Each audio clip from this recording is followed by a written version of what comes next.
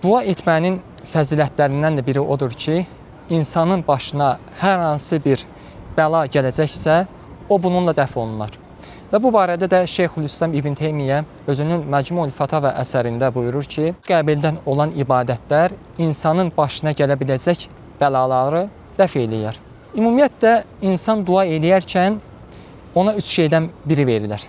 Və necə ki, bu barədə də hədislərin birində Peyğəmbərimiz sallallahu aleyhi ve sellem buyurmuşdur ki, insan dua eləyərkən ya onun duasına cavab verirlər, yəni bu dünyada onun duası qəbul olunur, ya o insanın başına hansısa bir bəla gələcəksə, bu onun etdiyi dua ilə dəf olunur, yaxud da onun duası, yəni bu dünyada qəbul olunmaz və həmin şəxsin savabı, yəni etdiyi duanın nəticəsi olaraq savabı axirətdə verilir.